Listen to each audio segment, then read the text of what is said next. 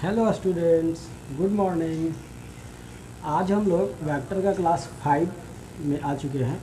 तो वेक्टर के बाकी सब क्लासेज में हम लोग क्या क्या पढ़े थे, एक बार उन सब का याद दिला देते हैं। सबसे पहले आप लोग को पढ़ाया गया था वेक्टर का रिप्रेजेंटेशन, वेक्टर का सिंबल, वेक्टर का बीच में एंगल, और वेक्टर का एडिशन, और वेक्टर के एडिशन का लॉ, और साथ ही साथ कुछ कुछ प्रॉब्लम्स के बारे में भी हम लोग ने पढ़े थे। तो आज हम लोग वेक्टर के एडिशन का 2 लॉ आप लोग पढ़ लिए थे, तो बाकी एक और लॉ होता है जिस लॉ के बारे में हम लोग पढ़ेंगे।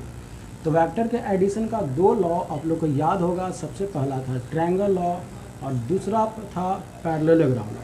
हालांकि ट्रायंगल लॉ और पैरेललोग्राम लॉ दोनों एक ही प्रकार का होता है, मतलब दोनों एक ही, दोनों का जो रिजल्टेंट है, दोनों का मैग्नीट्यूड हम ट्रायंगल लॉ से निकाले या तो पैरेललोग्राम लॉ से निकाले, हर बार एक ही आता है। लेकिन वेक्टर अगर अलग अलग तरीके से रखा हुआ रहता है तो एक बार हम ट्रायंगल लॉ का इस्तेमाल करते हैं, एक बार हम लोग पैरेललोग्राम लॉ का इस्तेमाल करते हैं। याद रखिए कि ये जो है ट्रायंगल लॉ या तो पैरेललोग्राम लॉ, इन दोनों लॉ का इस्तेमाल करके हम केवल 2 वेक्टर को ही एक बार में ऐड कर सकते हैं। आप लोग को ये भी याद होगा कि अगर 2 वेक्टर को ऐड किया जाता है तो उसका जो मैक्सिमम वैल्यू या तो मैक्सिमम रिजल्टेंट होता है वो दोनों वेक्टर्स जिसको ऐड किया जा रहा है उसके मैग्नीट्यूड का सम होता है। और अगर 2 वेक्टर का जो मिनिमम रिजल्टेंट फाइंड करना होता है तो जो वेक्टर को ऐड किया गया है उसका हम लोग डिफरेंस ले लेते हैं, डिफरेंस का मोड ले लेते हैं। तो यहाँ पे आज हम लोग 2 वेक्टर नहीं बल्कि 3 वेक्टर, 4 वेक्टर, 5 वेक्टर, इस प्रकार से बहुत सारा वेक्टर है। अगर उन सबको ऐड किया गया है तो हम लोग उसको किस प्रकार से उसका मैग्नीट्यूड निकालेंगे या तो किस प्रकार से उसका एडिशन करेंगे। जैसे समझिए, तो आप लोग को पिछले क्लास में हम बताए थे कि 3 वेक्टर को जोड़ने का एक तरीका बता दिए थे एसोसिएटिव प्रॉपर्टी से। आप लोग अगर पिछले क्लास नहीं देखे हैं तो अभी जा कर के देखिए पिछले क्लास में। तो पिछले क्लास में हम लोग जो भी चीज़ बतलाए थे उसको एक बार देखिएगा तो आपको हल्का हल्का अंदाज़ा मिल जाएगा कि 3 वेक्टर को किस प्रकार से ऐड कर सकते हैं, 4 वेक्टर को किस प्रकार से ऐड कर सकते हैं। इसी प्रकार से जैसे 3 को ऐड करेंगे उसी प्रकार से 4 अलग अलग वेक्टर को ऐड करेंगे। ध्यान रखिए कि ये जो भी हम लोग मेथड पढ़ रहे हैं वो ग्राफिकल मेथड पढ़ रहे हैं, एनालिटिकल मेथड पढ़ना अभी बाकी है वेक्टर का एडिशन का। तो क्या होगा वो पढ़ेंगे तो और ज़्यादा मज़ेदार आएगा। लेकिन सबसे पहले ग्राफिकल मेथड से 3, 4, 5 इस प्रकार का वेक्टर है, उसको हम लोग ऐड करने के लिए किस मेथड का इस्तेमाल करते हैं। तो ध्यान से समझिए, इसके लिए जो मेथड हम लोग है उस मेथड को बोलते हैं पॉलीगॉन लॉ, या तो उस लॉ को बोला जाता है पॉलीगॉन लॉ। तो पॉलीगॉन लॉ क्या होता है इसके बारे में समझना है। पॉलीगॉन लॉ, ठीक है, समझिए। यहाँ पे अगर एक ही ऑर्डर में बहुत सारा वेक्टर दिया हुआ है, 3 वेक्टर दिया हुआ है, 4 वेक्टर दिया हुआ है, तो हम क्या करेंगे, इन सब को ऐड करेंगे। ऐड करने के लिए हमको पता है ट्रायंगल लॉ पता है, तो ट्रायंगल लॉ से हम क्या करेंगे, 2-2 वेक्टर को एक एक साथ करके ऐड करते जाएंगे। तो सबसे पहले हम क्या करते हैं, सबसे पहले मान लेते हैं कि ये है वेक्टर ए, ये है वेक्टर बी, ये है वेक्टर सी और ये है वेक्टर डी। तो हम लोग 2-2 करके जो जो वेक्टर है उसको ऐड करते जाएंगे।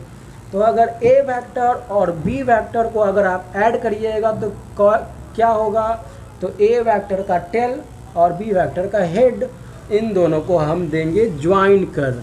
तो इन दोनों को ज्वाइन कर देंगे तो ये जो मिलेगा ये क्या होगा, ये होगा वेक्टर ए और प्लस वेक्टर बी। कहने का मतलब कि वेक्टर ए और वेक्टर बी को हम लोग ऐड कर लिए। अब हमको किसको ऐड करना है, तो हमको ए छोड़ देंगे, हम ए प्लस बी, ए और बी के जगह पे ए प्लस बी का इस्तेमाल करेंगे। अब हम क्या करेंगे, ये तो हो गया, इन दोनों का सम तो हो गया। अब ये वाला जो नया मिला इसको हम लोग इसके साथ ऐड करेंगे। इसको भूल जाइए, मतलब भूलना नहीं है, मतलब इसको अलग कर लीजिए, क्योंकि इन दोनों का सम तो ये हमारा आ गया है। अब इसको और इसको जब ऐड करेंगे तो इस वेक्टर का टेल यहाँ पे है और इस वेक्टर का हेड यहाँ पे है। तो जब आप इन दोनों को ज्वाइन करेंगे तो आपको क्या मिलेगा, ये वाला जो वेक्टर है ये वेक्टर इस वेक्टर और इस वेक्टर का सम है। तो हम लोग क्या लिखेंगे इसको, vector A plus vector B और प्लस वेक्टर सी लिख सकते हैं। अभी इन दोनों को भी भूल जाइए, इन दोनों को जब भूल जाइएगा मतलब अलग कर लीजिए, तो हमारे पास दो वेक्टर है, एक वेक्टर है हमारा ये और दूसरा वेक्टर है हमारा ये। तो इस वेक्टर और इस वेक्टर को ऐड करने के लिए क्या करेंगे, इस वेक्टर का टेल और इस वेक्टर का हेड इसको हम लोग ज्वाइन करेंगे। तो इसको हम ज्वाइन किए तो क्या मिला, हमारा जो फाइनल रिजल्टेंट है ये मिल जाएगा vector A plus vector B plus vector C plus vector D. बात समझ में आया। तो इसको हम लोग इस तरीके से भी लिख सकते हैं, क्या लिख सकते हैं कि अगर चार वेक्टर दिया, vector A vector B vector C और वेक्टर डी, तो इस प्रकार से चार अलग अलग वेक्टर अगर दिया हुआ है तो इन सब को ऐड करने के लिए हमको क्या करना पड़ेगा, फाइनल जो रिजल्ट आया वो क्या होगा, इस पर ध्यान देना है। तो फाइनल रिजल्ट हमारा A plus B plus C plus D जो आया है वो फर्स्ट वेक्टर का टेल और लास्ट वेक्टर का हेड को ज्वाइन करने वाला है। तो फर्स्ट वेक्टर का टेल और लास्ट वेक्टर के हेड को अगर आप ज्वाइन कर देंगे, फर्स्ट वेक्टर का हेड टेल और लास्ट वेक्टर का हेड को अगर आप ज्वाइन कर देंगे तो आपको फाइनल मिल जाएगा vector A plus vector B plus vector C plus vector D, जहाँ पे ये है आपका वेक्टर ए, ये है वेक्टर बी, ये है वेक्टर सी और ये है वेक्टर डी। तो ये देखिए ये दोनों एक ही है, हम एक एक करके नहीं ऐड किए, एक ही बार में ऐड किए। तो ये जो लॉ दिख रहा है कि अगर दो या दो से ज़्यादा या तो तीन वेक्टर है, चार वेक्टर है, पांच वेक्टर है, छः वेक्टर, इस प्रकार से बहुत सारा वेक्टर दिया हुआ है और उन सब का अगर हमको एडिशन करना है, उन सब का सम निकालना है तो कुछ नहीं करना है, उसको सेम ऑर्डर में लिख देंगे। सबसे पहला काम उसको सेम ऑर्डर में लिख देंगे, मतलब एक वेक्टर के बाद दूसरा वेक्टर के बाद तीसरा के बाद चौथा, पाँच है तो पाँचवा वेक्टर, छठा वेक्टर है तो छठा वेक्टर भी उसी प्रकार से लिख देंगे। अब करेंगे क्या, अब हम लोग फर्स्ट वेक्टर का जो टेल है और लास्ट वेक्टर का जो हेड है उसको ज्वाइन कर देंगे बस। तो इसको ज्वाइन कर दिए तो ये किस प्रकार का शेप आपको दिख रहा है, ये कैसा शेप आपको दिख रहा है, तो ये शेप आपको दिख रहा है पॉलीगॉन का। तो ये पॉलीगॉन का शेप है, तो इसीलिए इस लॉ को क्या बोला जाता है, पॉलीगॉन लॉ बोला जाता है। ओके, तो ये लॉ हमारा पॉलीगॉन लॉ है। तो यहाँ पे हम लिख देते हैं, क्या लिखते हैं,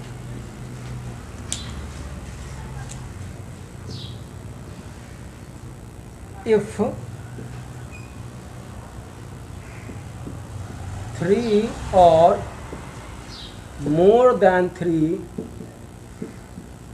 vectors, 3 or more than 3 vectors are arranged in same order, then the resultant of these vectors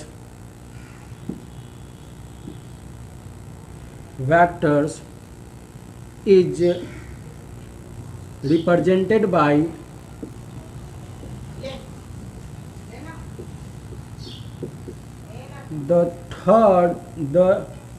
represented by the line joining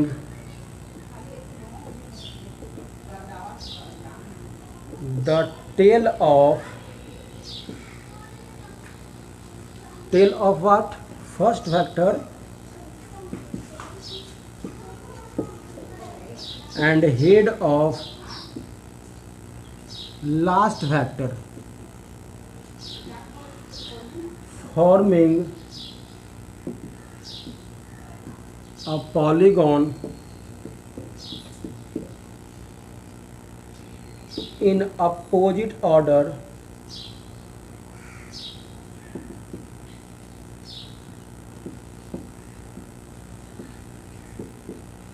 to given vectors. ये वही चीज़ है कि अगर तीन वेक्टर है या तीन से ज़्यादा वेक्टर है, उन सबको एक ऑर्डर में, एक सेम ऑर्डर में लिखा गया है, तो रिजल्टेंट क्या होगा, फर्स्ट वेक्टर का टेल और लास्ट वेक्टर का हेड को जो लाइन ज्वाइन करेगा उसी के द्वारा रिप्रेजेंट करेंगे रिजल्टेंट को। और जो इसका जो ऑर्डर होगा, उसका जो डायरेक्शन होगा, ये अपोजिट ऑर्डर में होना चाहिए। ये सब इस प्रकार से जा रहा है तो ये हमारा इस प्रकार से जा रहा है। बात समझ में आ रहा है? तो ये है आपका पॉलीगॉन। अब इसका साइड कैसे निकालेंगे, साइड का लेंथ कैसे निकालेंगे, ये सब आप लोग अलजेब्रा में पढ़ चुके हैं।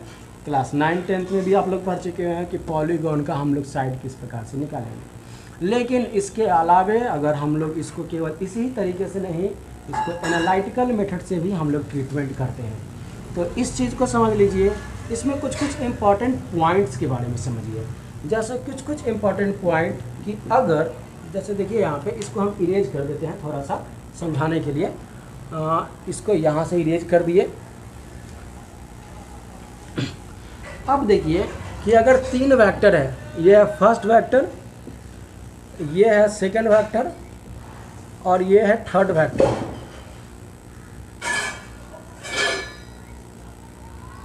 ये है वेक्टर ए, ये वेक्टर बी और ये वेक्टर सी। तो अगर बोला जाएगा कि बताइए vector A plus vector B plus vector C बराबर क्या होगा। इन तीनों वेक्टर को अगर हम ज्वाइन कर रहे हैं तो ये क्लोज ट्रायंगल बन रहा है, क्लोज फिगर बन रहा है। तो अगर ये क्लोज फिगर बन रहा है तो इन तीनों वेक्टर को अगर सम करेंगे तो कितना होगा, समझिएगा इसको आसान भाषा में। जैसे देखिए इसको अगर लिखा हुआ है, बस एग्जांपल देना चाहते हैं।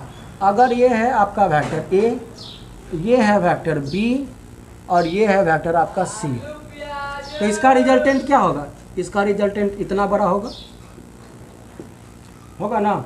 लेकिन अगर ये है वेक्टर ए, ये है वेक्टर बी और ये है वेक्टर सी, तो इसका रिजल्टेंट इतना छोटा होगा, थोड़ा सा छोटा होगा। लेकिन अगर ये वाला पॉइंट यहाँ पे ना होकर के यहाँ पे आ जाए, क्लोज फिगर बन जाए, जैसे कि यहाँ से चला, यहाँ गया और वापस यहीं पे आ गया, तो जहाँ पे इनिशियल पॉइंट है वहीं पे फाइनल पॉइंट है, जहाँ से चला था वहीं पे वापस होकर के चला आया। तो जहाँ से चला वहीं पे वापस होकर के चला आया, इसका मतलब क्या, इसका मतलब है कि इस पॉइंट से इसी पॉइंट को मिलाएंगे तो मैग्नीट्यूड मिलेगा 0। तो अगर कोई भी तीन वेक्टर या चार वेक्टर या पांच वेक्टर को हम इस प्रकार से लिखते हैं कि वो सब मिल करके अगर सेम ऑर्डर में लिखा जाए, तो वो सब मिल करके एक क्लोज फिगर बना दे। क्या बोले, अगर तीन वेक्टर, चार वेक्टर, पांच वेक्टर, मतलब मोर देन 3 वेक्टर, दो वेक्टर से क्लोज फिगर नहीं बन सकता है। तो तीन वेक्टर, चार वेक्टर, पांच वेक्टर, उन सबको सेम ऑर्डर में लिखा हुआ है। और वो सब अगर आपका मतलब क्लोज फिगर बन गया, जिस पॉइंट से शुरू हुआ था उसी पॉइंट पर वापस ये चला आया, तो उसका रिजल्टेंट का जो मैग्नीट्यूड होगा वो होगा आपका 0। तो इस पिक्चर में जो रिजल्टेंट है ये कितना हो जाएगा, 0। तो समझिए यहाँ पे, तो इसको हम लोग लिख सकते हैं कैसे, इसको लिख सकते हैं if 3 or more than 3 vectors are arranged in same order forming a closed loop या closed figure, then the resultant of these vectors is 0।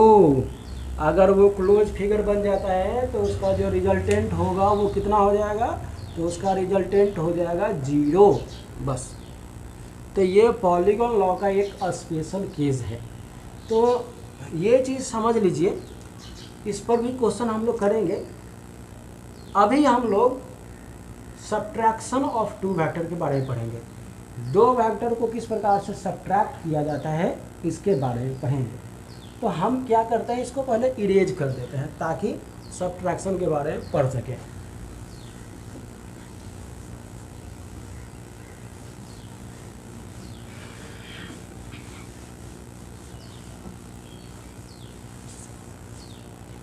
देखिए यहाँ पे हम लिख रहे हैं, स्क्रीन पर देखिए, सब्ट्रैक्शन ऑफ 2 वेक्टर्स, 2 वेक्टर का सब्ट्रैक्शन। अब 2 वेक्टर का सब्ट्रैक्शन कैसे निकालेंगे? अच्छा एक चीज़ बताइए कि 5 - 3 को क्या हम लोग लिख सकते हैं 5 + -3? लिख सकते हैं ना। तो 5 - 3 को 5 - 3 लिख सकते हैं।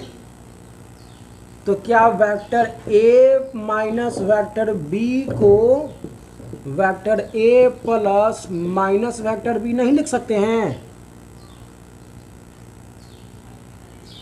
लिख सकते हैं ना। मतलब 2 वेक्टर का सब्ट्रैक्शन एक्चुअली में है क्या? तो 2 वेक्टर का सब्ट्रैक्शन एक्चुअली में है एडिशन। किसका किसका?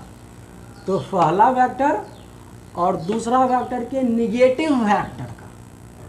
पहला वेक्टर और दूसरा वेक्टर के निगेटिव, -b मतलब negative of b, -b means negative of b और अपोजिट ऑफ b, या तो अपोजिट वेक्टर ऑफ b। तो वेक्टर a और अपोजिट ऑफ b को जब आप ऐड करिएगा तो इसका मतलब क्या होगा? उसका मतलब होगा कि वेक्टर a और वेक्टर b को आप सब्ट्रैक्ट कर रहे हैं।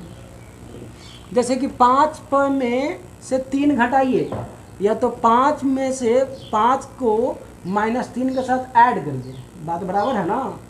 तो सब्ट्रैक्शन या तो निगेटिव के साथ एडिशन, बात बराबर है। तो सब्ट्रैक्शन, जब ये चीज़ हम लोग लिख दिए तो यहाँ पे फिर से तो एडिशन आ गया। 2 वेक्टर का सब्ट्रैक्शन रियल में क्या है? एक एडिशन है।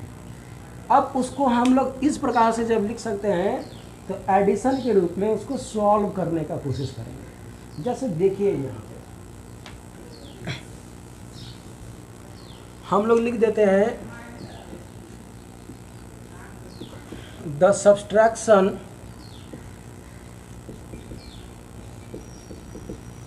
of 2 vectors is the addition of first vector with the negative of second vector, that is vector a minus vector b is equal to लिखेंगे vector a plus minus vector b। ठीक है, तो vector a minus b को क्या लिखेंगे? Vector a plus minus vector b। अब ध्यान से देखिए कि हमारे पास 2 वेक्टर है। कौन कौन वेक्टर है?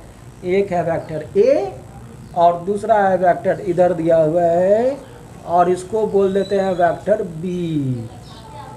अब इन दोनों के बीच में एंगल कौन सा होगा? तो इन दोनों के बीच में एंगल होगा ये थीटा। तो आपको ये चीज़ याद होगा कि नेगेटिव वेक्टर हम लोग किसको बोलते हैं? नेगेटिव वेक्टर हम लोग बोलते हैं उसको जिसका मैग्नीट्यूड सेम होता है लेकिन डायरेक्शन होता है अपोजिट। तो जिस भी वेक्टर का मैग्नीट्यूड किसी दूसरे वेक्टर से इक्वल हो लेकिन डायरेक्शन अपोजिट हो, उसको हम लोग क्या बोलेंगे कि वो अपोजिट वेक्टर है या तो नेगेटिव वेक्टर है।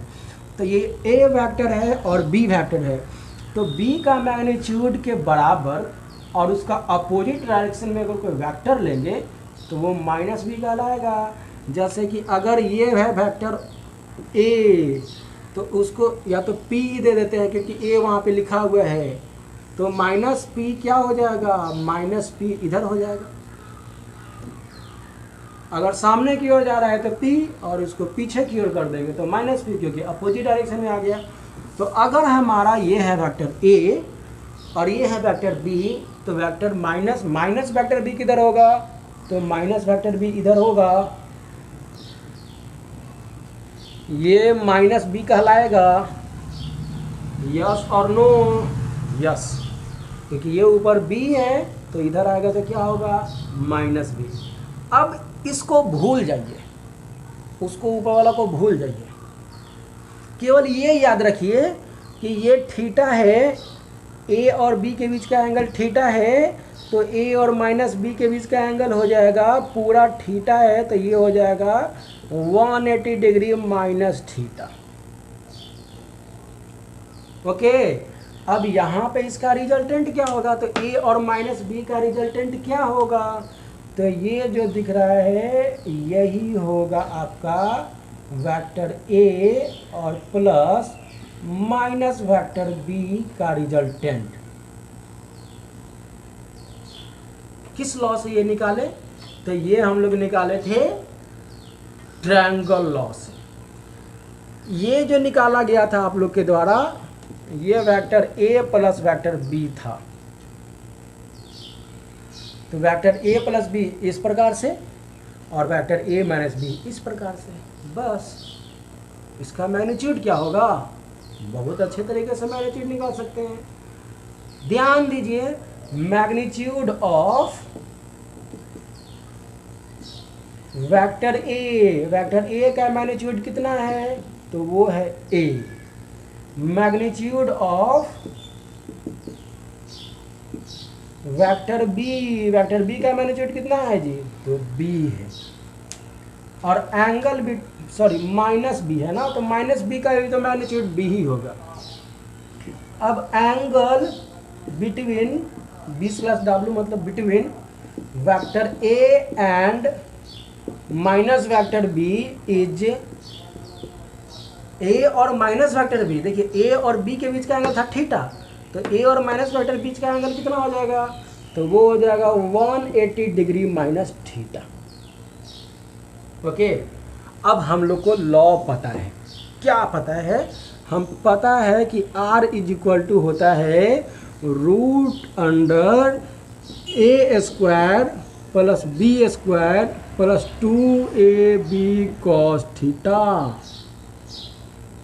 बस एक्चुअली यहाँ पे एंगल थीटा रहता है तो थीटा, लेकिन यहाँ पे एंगल कितना दिया हुआ है, तो यहाँ पे थीटा नहीं दिया हुआ है। a और माइनस b के बीच का एंगल थीटा नहीं है, a और माइनस b के बीच का एंगल है 180 डिग्री माइनस थीटा। फार्मूला में होता है थीटा, मतलब a और b के बीच का जो एंगल है वो यहाँ पे लिखते हैं, तो a और माइनस b के बीच का जो एंगल है वो क्या यहाँ लिख देंगे यहाँ। बस अब इसको सॉल्व कर लीजिए, क्या कोई दिक्कत है क्या, समझ में तो आ रहा होगा, तो ठीक है। 2ab cos 180 degree minus theta का वैल्यू नहीं पता है, ओ तो cos 180 डिग्री माइनस थीटा का वैल्यू होता है माइनस कॉस थीटा। क्या, माइनस कॉस थीटा, क्योंकि वो सेकंड क्वाड्रेंट में चला जाता है। एक्चुअली ये सेकंड क्वाड्रेंट थर्ड क्वाड्रेंट जो भी होता है इसके बारे में हम आप लोग को बतलाएंगे, केवल अभी इसके बारे में लिख लीजिए कि cos 180 डिग्री माइनस थीटा को क्या बोलेंगे, तो माइनस कॉस थीटा बोलेंगे। अब ये सॉल्व हो गया तो हम लोग इसको लिख सकते हैं a square plus b square minus 2ab cos theta का root over r is equal to, मतलब जो रिजल्टेंट का मैग्नीट्यूड होगा सब्ट्रैक्शन के लिए, एडिशन के लिए आप लोग को अगर याद होगा तो यहाँ पे प्लस का साइन आता था, लेकिन सब्ट्रैक्शन के लिए यहाँ पे कौन चीज़ का साइन आया है, तो माइनस का। अभी आप लोग को tan अल्फा का वैल्यू याद है, तो tan अल्फा का वैल्यू याद होगा, क्या लिखे थे, B sine theta divided by A plus B cos theta. Hold on, वहाँ पे एंगल था थीटा तो थीटा लिखे, बट यहाँ पे एंगल कितना है, ए और माइनस बी के बीच में एंगल कितना है, तो 180 डिग्री माइनस थीटा। तो ये थीटा नहीं लिखेंगे, क्या लिखेंगे यहाँ पे 180 डिग्री माइनस थीटा लिखेंगे, 180 डिग्री माइनस थीटा लिखेंगे। अब देखिए तो B sine 180 degree minus theta का वैल्यू क्या हो जाएगा, तो B sine 180 degree B into sine 180 degree minus theta का वैल्यू साइन थीटा ही होता है प्लस में ही, तो यहाँ पे लिख देंगे साइन थीटा। यहाँ पे हम साइड में लिख देते हैं cos 180 degree minus theta is equal to क्या, तो माइनस कॉस थीटा, और sine 180 degree plus minus theta is equal to क्या, तो ये साइन थीटा ही रह जाएगा, इसको ध्यान रखिएगा। तो ये A plus B into minus cos theta, तो tan अल्फा का वैल्यू क्या हो जाएगा बता दीजिए हमको, आप ही लोग, क्या होगा, अच्छा बी साइन थीटा, और नीचे में हो जाएगा ए माइनस बी कॉस थीटा। बहुत अच्छा, तो यहाँ पे देखिए आप लोग को याद होगा कि जब हम इन दोनों वेक्टर को जोड़ रहे थे तो यहाँ पे प्लस आया, लेकिन इन दोनों वेक्टर को जोड़ेंगे तो यहाँ पे क्या आया, माइनस आया। तो एडिशन के केस में यहाँ पे प्लस रहता है और सब्ट्रैक्शन के केस में यहाँ पे माइनस। एडिशन के केस में यहाँ पे प्लस रहता है और सब्ट्रैक्शन के केस में माइनस होता है। ओके, तो आप लोग इसको लिख लीजिए। अभी कुछ और चीज़ों के बारे में हम लोग बात करेंगे।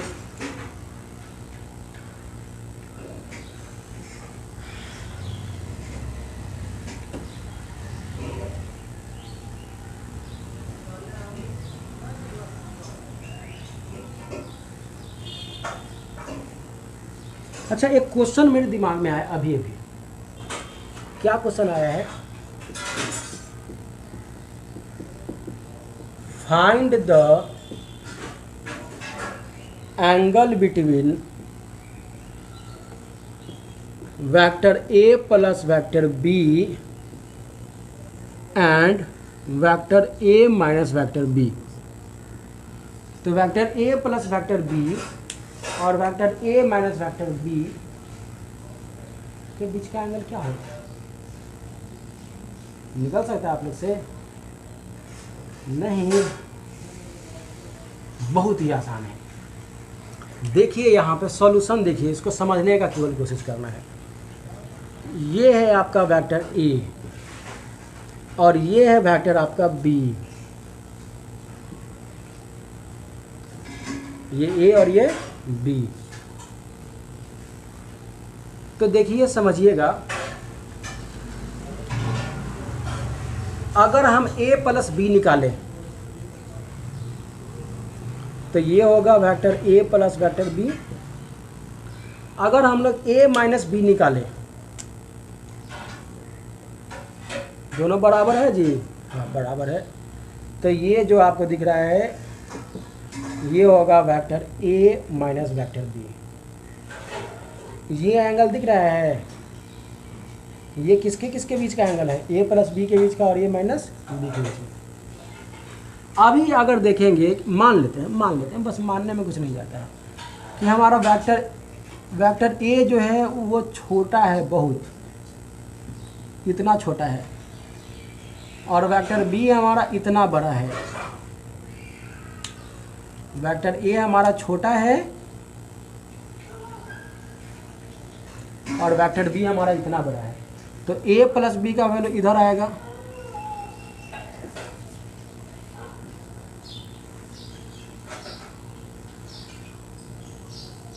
तो ये हमारा a प्लस बी, ये है वेक्टर a और ये है वेक्टर b, तो ये वेक्टर क्या हो जाएगा, vector a plus vector b। और इसको अगर नेगेटिव में लेकर के जाएंगे,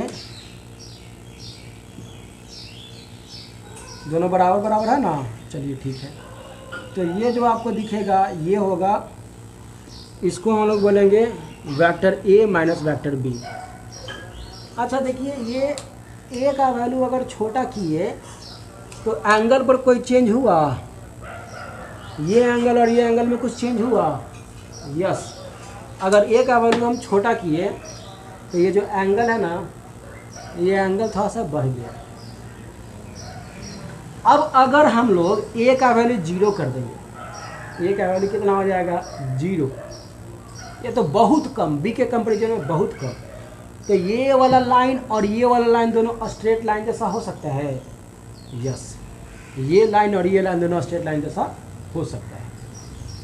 अगर वो दोनों स्ट्रेट लाइन हो जाएगा तो यहाँ पे अगर ए का वैल्यू बी के कंपेरिजन में बहुत स्मॉल है, यहाँ पे लिखेंगे if magnitude of A is very very less then magnitude of B, तो क्या होगा? Then angle between vector A plus vector B, ये A plus B, and vector A minus vector B is क्या? 180 degree. अगर ये straight line हो जाएगा तो ये एंगल कितना हो जाएगा? 180 डिग्री। अगला बार एक और कंडीशन हम लेते हैं। अगला बार एक और कंडीशन, ए का वैल्यू बहुत बड़ा कर दिए और बी का वैल्यू हम छोटा सा बनाए, तो ए प्लस बी का वैल्यू क्या हो जाएगा? ये जो ए प्लस बी का वैल्यू निकालना होगा, ये ए है और ये बी है, तो ए प्लस बी का वैल्यू निकालेंगे तो ये जो आपको दिख रहा है ये होगा आपका vector A plus vector B, और vector A minus vector B निकालना होगा तो क्या होगा? इसको नीचे की ओर लिख देते हैं, और ये जो दिख रहा है ये होगा आपका vector A minus vector B. तो अगर बी का वैल्यू छोटा हो जाएगा तो ये एंगल कम आ, तो अगर बी का वैल्यू एकदम बहुत बहुत छोटा हो जाएगा ए के कंपेरिजन में, तो ये एंगल कितना हो जाएगा? ए प्लस बी और ए माइनस बी के बीच में 0 डिग्री होगा। यस, तो यहाँ पे लिख देंगे, क्या लिख देंगे? If A is very very greater than B,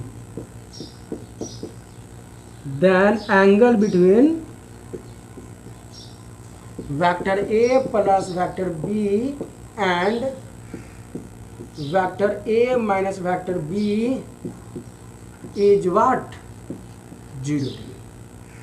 तो ए और बी के बीच का एंगल, ए प्लस बी के बीच का एंगल और ए प्लस बी और ए माइनस बी के बीच का जो एंगल है वो 180 डिग्री भी हो सकता है और 0 भी हो सकता है। लेकिन अगर इस प्रकार से रहेगा तो 180 और 0 के बीच में होगा। ठीक है, तो हम लोग लिखेंगे। लेकिन अगर देखिए तो अगर ए और बी का वैल्यू बराबर रखते हैं, ये जितना बड़ा ए उतना ही बड़ा बी, यहाँ पे ए और बी बराबर है दोनों का मैग्नीट्यूड, तो इसका जो रिजल्टेंट होगा वो क्या होगा? ये इधर की ओर जाएगा और बी का रिजल्टेंट इधर की ओर होगा, माइनस बी ये चल जाएगा, और ये जो आपको दिखेगा ये ए माइनस बी कहलाएगा। ये जो दिख रहा है वो है vector A plus vector B. ये एंगल कितना होगा? ध्यान से समझिए, ये है आपका थीटा, तो ये वाला एंगल थीटा बाई 2 होगा। याद होगा आप लोग को कि ये दोनों अगर मैग्नीट्यूड बराबर होता है तो ये एंगल बनता है इसका आधा, और ये है आपका 180 डिग्री माइनस थीटा, तो ये एंगल उसका आधा हो जाएगा क्योंकि ये वाला और ये वाला बराबर है, तो 180 डिग्री माइनस थीटा बाई 2। तो टोटल एंगल निकालेंगे तो क्या हो जाएगा? Total angle is equal to theta by 2 plus 180 degree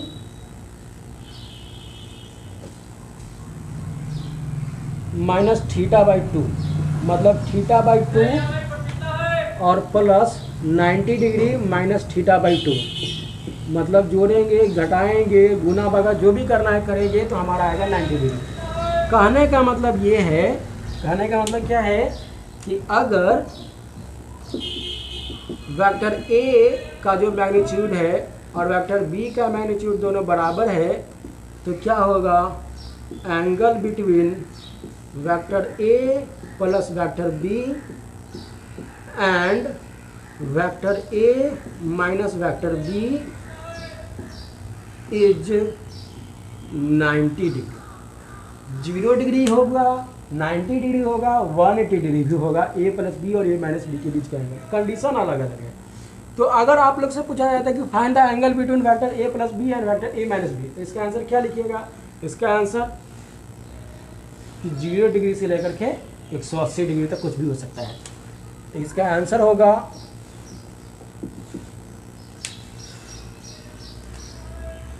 0 degree the angle lies between 0 degree and 180 degree including both. ये दोनों को भी इंक्लूड करेगा, ठीक है। तो ये क्वेश्चन आप लोग समझ में आ गया। तो सब्ट्रैक्शन ऑफ वेक्टर का कुछ कुछ लॉ के बारे में हम लोग समझना चाहते हैं कि वो क्या क्या लॉ होता है। जैसे एडिशन ऑफ वेक्टर में हम बात किए थे कि एडिशन एसोसिएटिव प्रॉपर्टी को भी फॉलो करता है और कम्यूटेटिव प्रॉपर्टी को भी फॉलो करता है। तो क्या सब्ट्रैक्शन कम्यूटेटिव और एसोसिएटिव प्रॉपर्टी को फॉलो करेगा? देखते हैं, इसको मिटा देते हैं।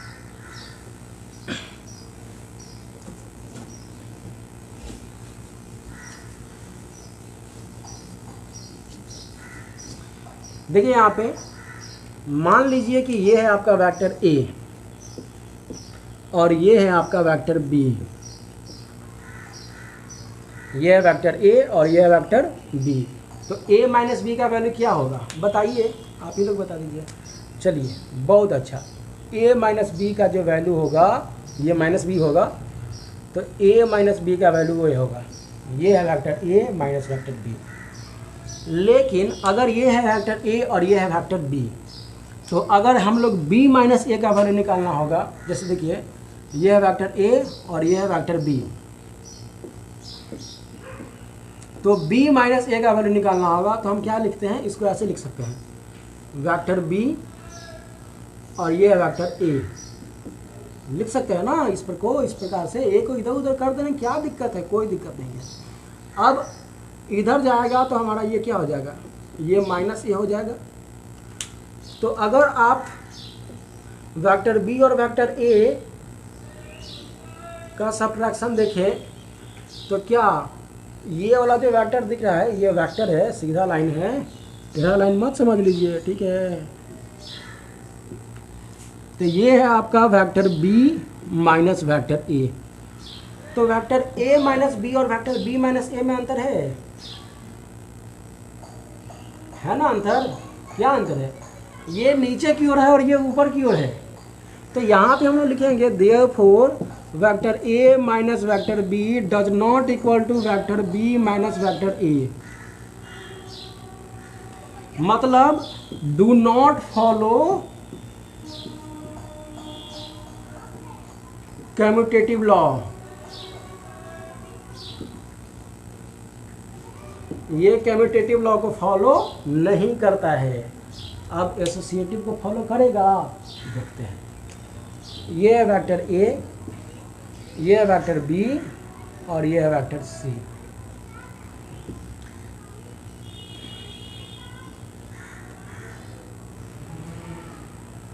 तो वेक्टर ए प्लस बी हमारा कौन हो जाएगा? तो वेक्टर ए प्लस बी हमारा ये हो जाएगा।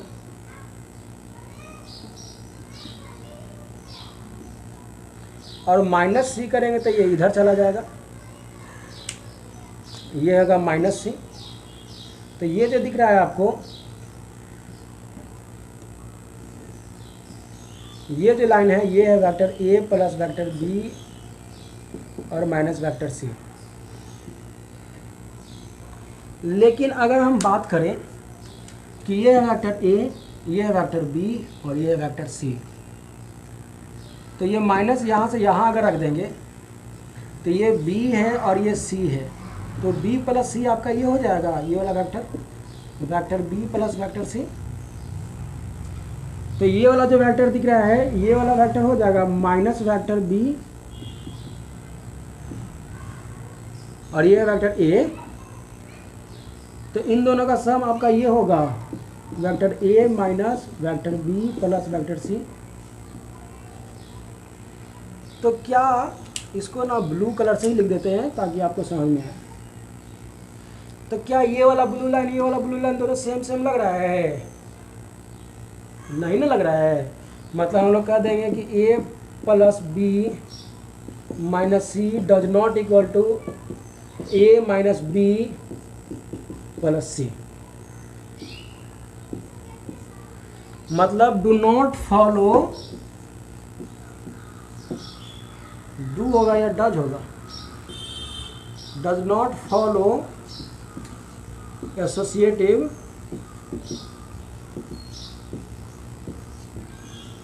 ये एसोसिएटिव लॉ को फॉलो नहीं करेगा।